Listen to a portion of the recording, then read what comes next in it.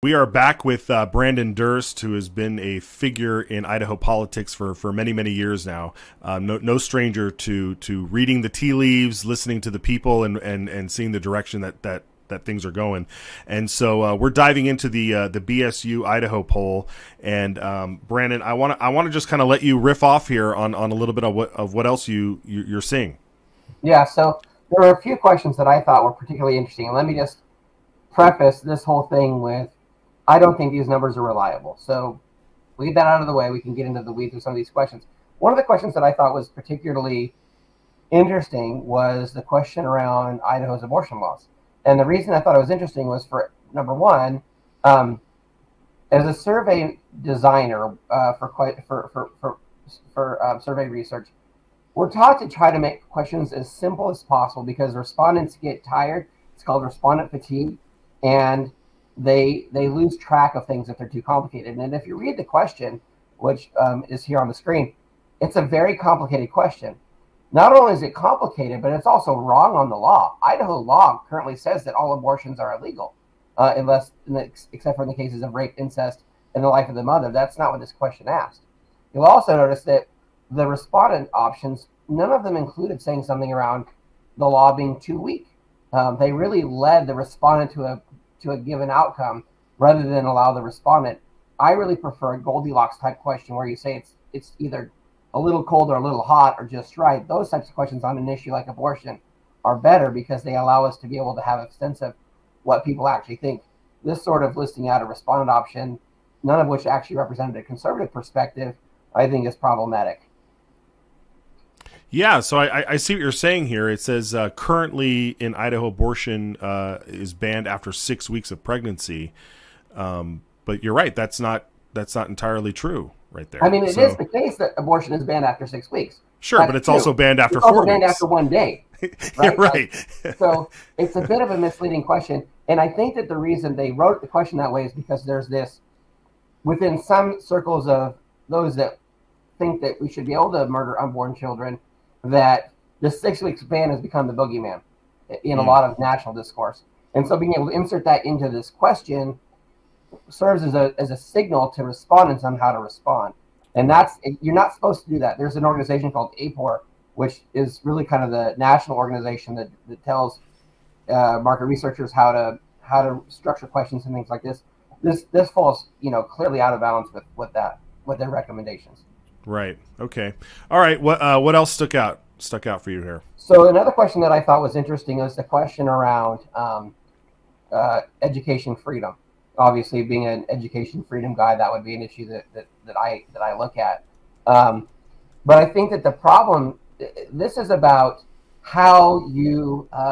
This goes to how you present a question, right, or how you present results.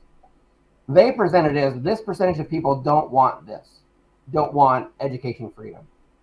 Well, you could have very easily said this percentage of people are unsatisfied with the status quo, right? Because actually, a majority of people, if you sum those that support ESAs and those who aren't sure, that number is greater than 50%. But that's not how Boise State chose to frame the respondents.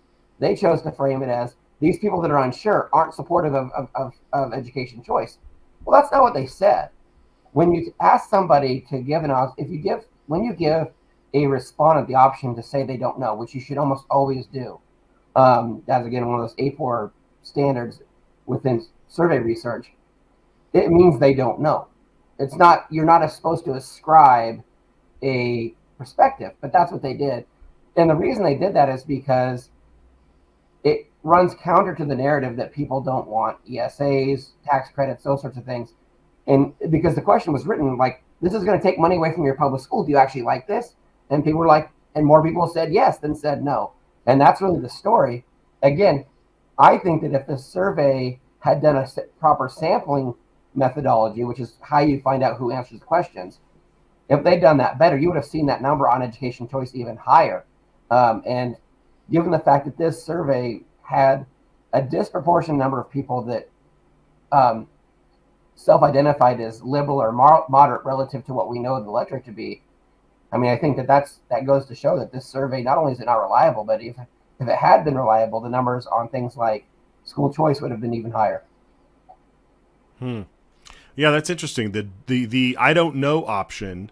If I were to ever answer a question I don't know, it's because I'm saying to myself, oh, I don't know about the issue, or I haven't looked into it, or I haven't thought about it enough, so I don't know. I don't know what I think. And you're saying they're ascribing that to taking a position.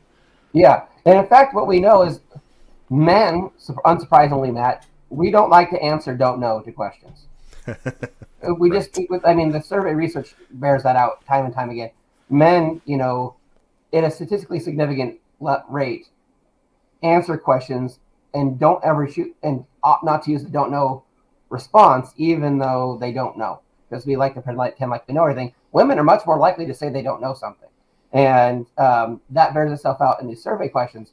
And the other piece of that is being able to give respondents the opportunity to refuse to answer a question, which is something that you should also do. And again, if somebody refuses to answer, that doesn't mean they're a yes or a no, or they feel one way or the other. That just means they're not telling you.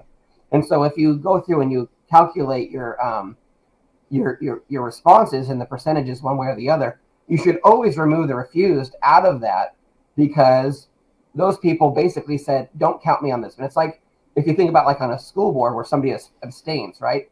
Well, if you abstain from voting, you're not a part of the total that has to be counted because you've taken yourself out. That's essentially what a refusal is. And that's not how they dealt with it in this survey either, which is, you know, not best practices. Yeah, and that kind of begs the question: if they were able to reach 1,000 people to get them to respond, how many said no? I don't even want to take your poll, right? Well, that's a different matter. Like, we're talking about people that have chosen to opt into the poll, but then throughout the poll have chosen to not answer certain questions one way or the other. Here's a good example.